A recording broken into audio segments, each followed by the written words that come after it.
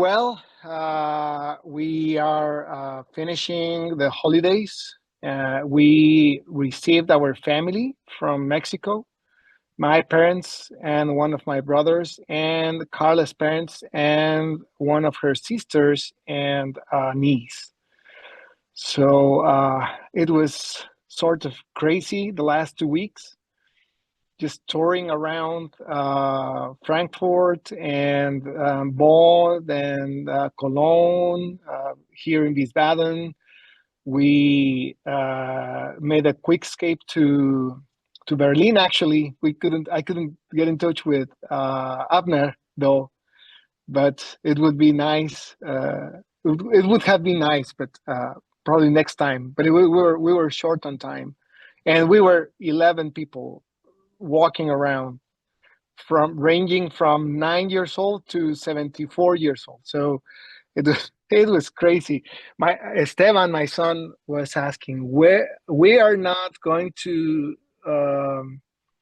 we will not be able to hide all the Mexicans. I think that's the words he used. How are we going to hide all these Mexicans in Germany? It's impossible. What do you mean? Yeah, everyone will know that Mexicans are coming to a store or to a restaurant or on the streets. That they will know. And yeah, indeed, it was. We packed the buses and the trains and the restaurants everywhere. It was, but it was very nice. The downside of that is that, of course, we miss them. They brought a lot of the Mexico vibes here in Germany, and they also brought some food.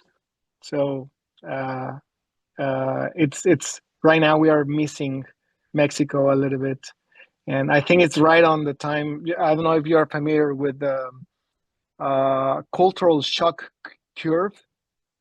You know, when you enter into a new culture, and you're all excited, and you're high on energy and very, very excited. Adrenaline is up, and everything is beautiful and new and exciting. And then after around 6 to 8 months, maybe 1 year, then you start noticing all the bad parts of the culture or the place or whatever, and then you are a little bit disillusioned, and then or disappointed, and yeah, or start missing home. So I think we are entering that stage. Also, the struggle is real. Yeah. Exactly. Yeah, I think we are prepared for that, but you can't help it. It comes. It doesn't make it easier. The struggle's real. Yeah. Yeah. But we're doing well. So for this year, one prayer request is a high priority for us to get a certificate on German, probably B1 or B2, depending on our progress for the next 6 months. What's a German certificate? Language Oh, certificate. okay. So Okay. exactly, German language certificate. Yes, we're still waiting for our residence permit. I don't know what's going on. It's being slow, and yeah, I'm writing an email, probably after the weekend, to find out. But it doesn't matter. We called, we wrote an email, and they are very, very closed. They don't let you know. They call you when they have something. But anyways, I will keep trying to find out what's going on, or if we need to do something else. But so far, yeah, we're still waiting on that, and we are also pursuing to get our driver's license, both Carl and I, which is a very expensive process, and they are very strict. They the test, the what do you call that? El test práctico. Exam? Oh, yeah. The practical exam. The written exam. Yeah, it's. I mean, they told us since we have already a driver's license from Mexico. They told us that's fine. You will drive probably 2 or 3 sessions with an instructor, and he or she they will tell you if you are able to drive. But then the theory test, that's the big one. It's like 100 something questions, and you are allowed, I don't know, they told us like 10 wrong answers or something. Like you can't, yeah, you don't have a lot of room to fail. And we heard of people who has made it who have made it 2 or 3 times. And yeah, so let's see. Interesting. um, that's on a personal level. The cultural shock, and then or the cure, and then those three things with the government. uh, in ministry, we are about to start new projects in West End. Just a little background.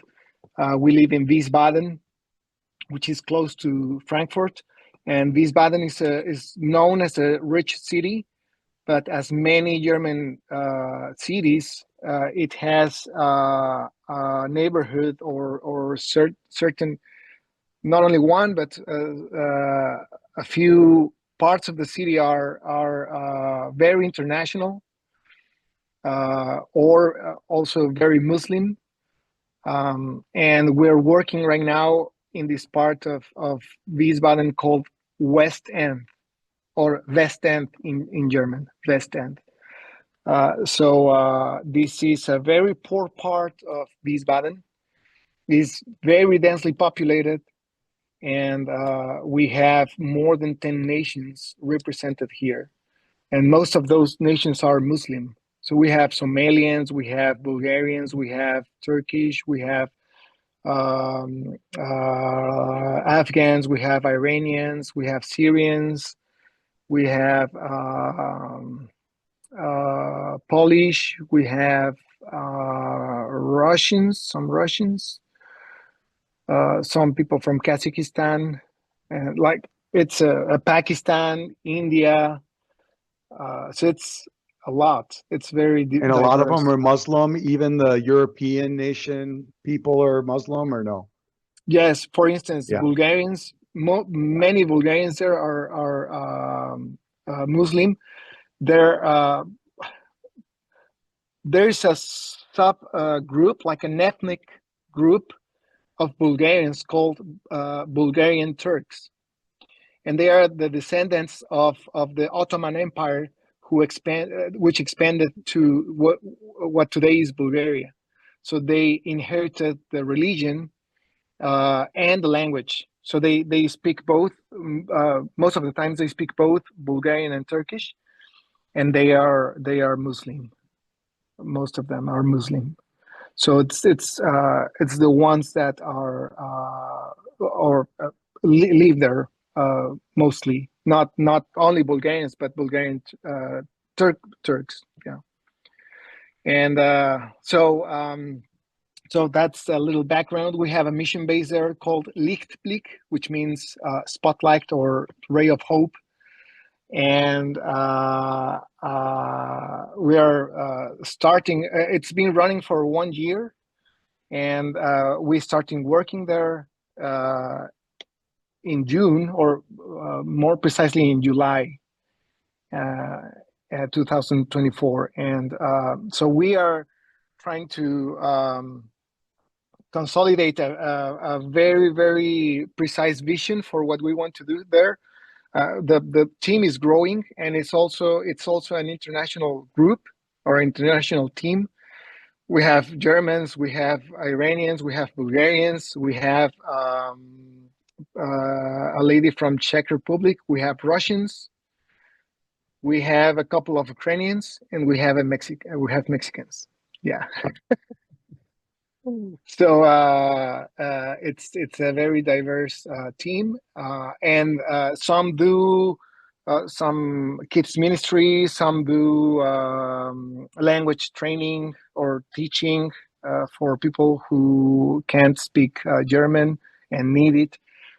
Some do prayer. Some are very strong in prayer and worship and intercession. Some do social work like feeding the poor and trying to get resources to help the poor around there. So we are putting all these together in one vision, and it's very interesting because yeah, it's just putting all these cultures and visions and talents together to into a vision is, yeah, it's very very very, it's fun, but it's interesting. And part of that will be a training course I will give on cultures, on anthropology, and we want to spend 8 weeks, once a week, 8 Saturdays, and having mostly the team who works on or in Lichtblick, but we are inviting all the churches in town who may be interested into cross-cultural work, and we also want to involve people from West End, and what we want to do is to invite the restaurant owners.